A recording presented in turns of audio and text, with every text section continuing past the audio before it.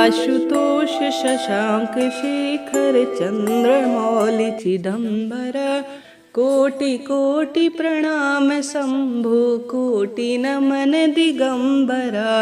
श्री शिवाय नमस्तुभ्यम। हर हर महादेव। कैसे हैं आप सभी? आज है पावन पवित्र शनि प्रदोष व्रत। आज के दिन व्रत की कथा सुनना बहुत सुंदर स्वरूप में फलों की प्राप्ति में सहायक होता है। हिंदू धर्म का यह सबसे श्रेष्ठ महादेव को समर्पित तिथि है। आज पूजा का शुभ मुहूर्त 5:43 से 8:26 के आसपास रहने वाला है। शिव पूजन का यह समय प्रदोष काल का समय कहलाता है और बहुत सुंदर स्वरूप में जाना जाता है। आज शनि प्रदोष पर सर्वार्थ सिद्धि योग का निर्माण होने के कारण यह और अधिक शुभ और श्रेष्ठ हो गया है। तो कमेंट्स में आप भी लिख दीजिए हर हर शंभु नमामि शंभु, और आप सभी पूर्ण रूप से कथा का रसवादन लीजिए। आरंभ करते हैं। हिंदू धर्म में शनि प्रदोष व्रत का विशेष महत्व है। शनिवार के दिन पड़ने वाले शनि प्रदोष को अपने आप में सर्वश्रेष्ठ माना जाता है। साल 2025 का पहला शनि प्रदोष व्रत 11 जनवरी आज रखा जा रहा है।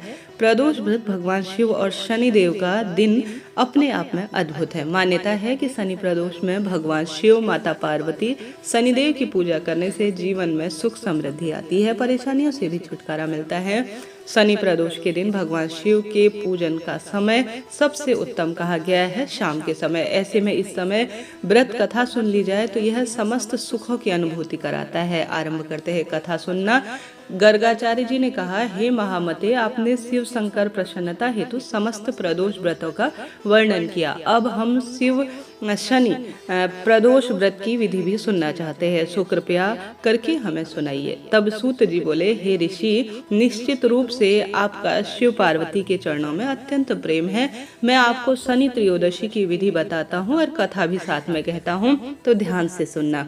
शनि प्रदोष व्रत कथा के अनुसार एक निर्धन ब्राह्मण की स्त्री दरिद्रता से दुखी होकर सांडिल्य ऋषि के पास जाकर पहुंची। हे महामुनि, मैं अत्यंत दुखी हूँ, दुख निवारण का उपाय बताएं। मेरे दोनों पुत्र आपकी शरण में हैं। मेरे ज्येष्ठ पुत्र का नाम धर्म है, जो कि राजपूत है, और लघु पुत्र का नाम सूचिव्रत है, और हम सभी बहुत दरिद्र हैं। आप ही हमारा उद्धार कर सकते हैं। इतनी बात सुनकर ऋषि ने शिव प्रदोष व्रत करने को कहा। तीनों प्राणी शिव प्रदोष व्रत करने लगे। कुछ समय पश्चात प्रदोष व्रत आया। तब तीनों ने संकल्प लिया। छोटा लड़का, जिसका नाम सूचिव्रत था, एक तालाब पर स्नान करने गया तो उसे मार्ग में स्वर्ण कलश का धन भरपूर रूप में मिला। उसे लेकर वह घर आया। प्रसन्न होकर माता ने कहा कि माँ, यह धन मार्ग में मुझे प्राप्त हुआ है। माता ने धन देखकर शिव महिमा का वर्णन किया। राजपुत्र को अपने पास बुलाकर बोली, पुत्र, यह धन हमें शिव जी की कृपा से प्राप्त हुआ है, अतः प्रसाद के रूप में दोनों तुम आधा आधा बांट लो। माता का वचन सुनकर राजपुत्र ने शिव पार्वती का ध्यान किया और बोला, पूज्य, यह धन आपके पुत्र का है, मैं इसका अधिकार नहीं लेकर रखता।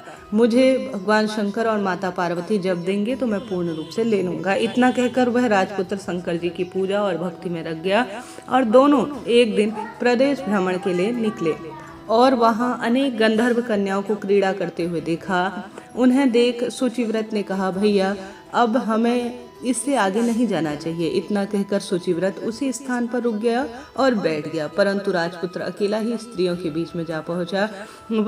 वहां पर स्त्री अति एक सुंदर राजकुमारी को देखकर वह मोहित उठे और राजपुत्र के पास पहुंचकर कहने लगे कि हे सखियों, इस वन के समीप ही जो दूसरा वन है, तुम वहां जाकर देखो, भांति भांति के पुष्प खिले हैं, बड़ा सुहाना समय है, उनकी शोभा देख कर आओ। मैं यहाँ पर बैठी हूँ और पैर में बहुत मेरे पीड़ा है। यह सुनकर सभी सखियां दूसरे वन में चली गई। वह अकेली सुंदर राजकुमार की ओर देखती रही। इधर राजकुमार भी कामुक दृष्टि से निहारने लगा। युवती बोली, आप कहाँ रहते हो? वन में कैसे पधारे? राजा पुत्र किस राजा के पुत्र हैं? आपका क्या नाम है? राजकुमार बोला, मैं विदर्भ नरेश का पुत्र हूँ, आप अपना परिचय दे।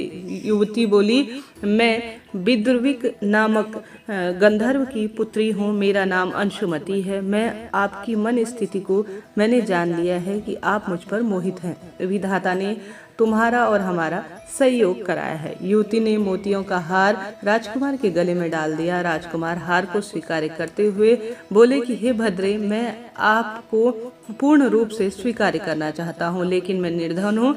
राजकुमार के इन वचनों को सुनकर गंधर्व कन्या बोली कि मैं जैसे कह रही हूँ वैसा ही आपको प्राप्त करने का सोचूंगी।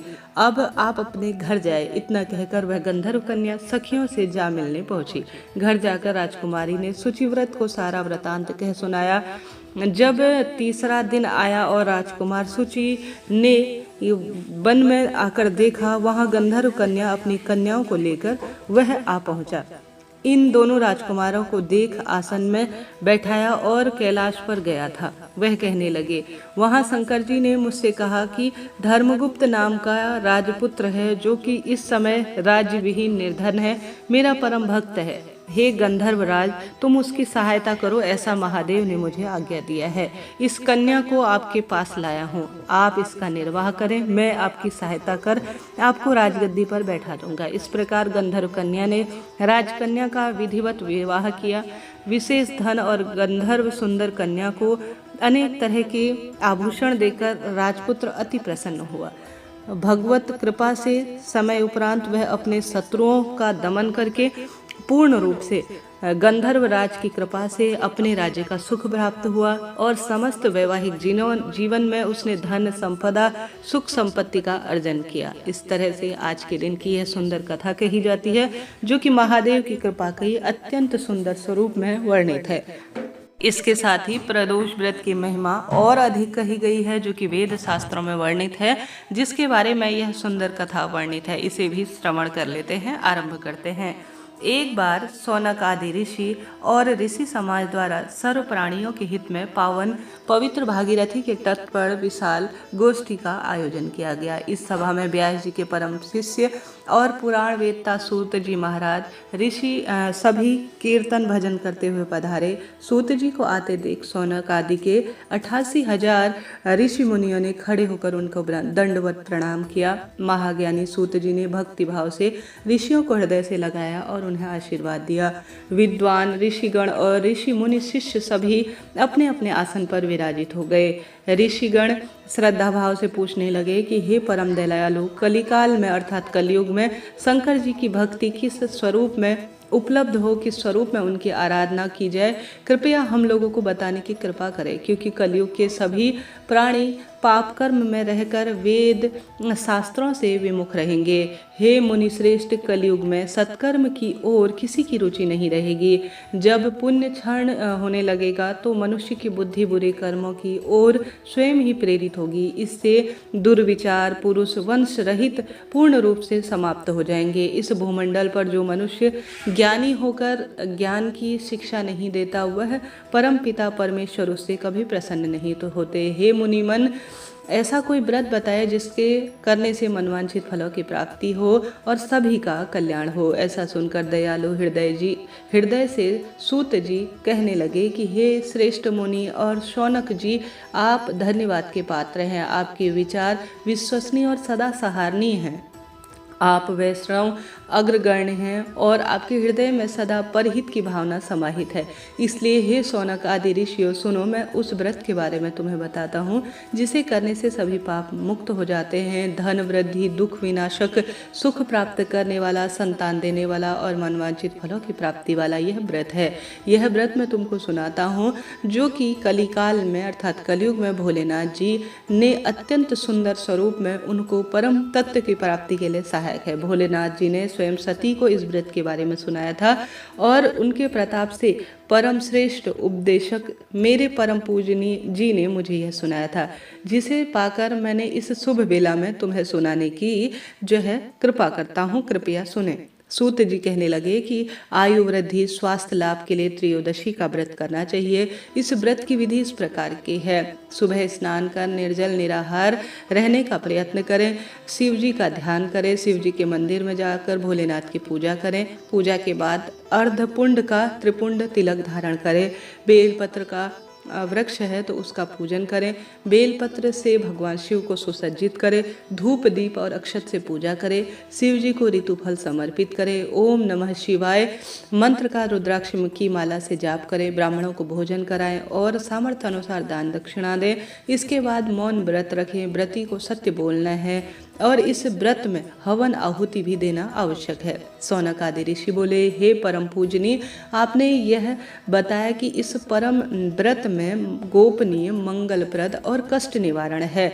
कृपया करके यह भी बताए कि इससे क्या फल प्राप्त होता है। श्री सूत जी बोले, आप शिव के परम भक्त हैं। आपकी भक्ति देखकर मैं व्रती पुरुषों से इसकी कथा कह रहा हूँ, ध्यान से सुनना। एक गांव में अति दीन ब्राह्मण निवास करता था। उसकी पत्नी प्रदोष व्रत किया करती थी और उसका एक पुत्र था। एक बार की बात है, उसका पुत्र गंगा स्नान करने के लिए गया हुआ था तो मार्ग में उसे चोरों ने घेर लिया और उससे कहने लगे कि हम तुझे नहीं मारेंगे, नहीं तो तू अपने पिता का गुप्त धन हमें बतला दे। बालक दीनहीन भावना से कहने लगा, हम तो अत्यंत दीन दुखी हैं, हमारे पास धन कहाँ से आया। चोर फिर कहने लगे, तेरे पास जो पोटली में बंधा हुआ है उसे ही दे दे। बालक ने उत्तर दिया कि मेरी माता ने मुझे रोटी बांध कर दी है। दूसरा चोर बोला कि भाई यह तो अति दीन दुखी हृदय से है, इसे छोड़ देना चाहिए। बालक इतनी बात सुनकर वहाँ से जाने लगा और नगर में पहुँचा। नगर के पास एक बरगद का पेड़ था। बालक थक हार कर वहाँ पर बैठ गया और पेड़ की छाया में सो गया। उस नगर के सिपाही चारों ओर से चोरों को खोज रहे थे। वह बालक के पास आए। सिपाही बालक को चोर समझकर राजा के पास ले गए और कारावास में डाल दिया। उधर बालक की माँ शंकर जी का प्रदोष व्रत पूरे विधि विधान से कर रही थी। उसी रात राजा को स्वप्न में यह बालक चोर नहीं है, सुबह होते ही इसे छोड़ देना और अगर ऐसा नहीं किया तो तेरा राजपाट पूरी तरह से नष्ट हो जाएगा, ऐसा भगवान शिव शंभु ने उसे आदेश दिया उस राजा को। रात समाप्त होने के बाद राजा उस बालक से पूरी कहानी पूछी और बालक ने सारी बात बताई।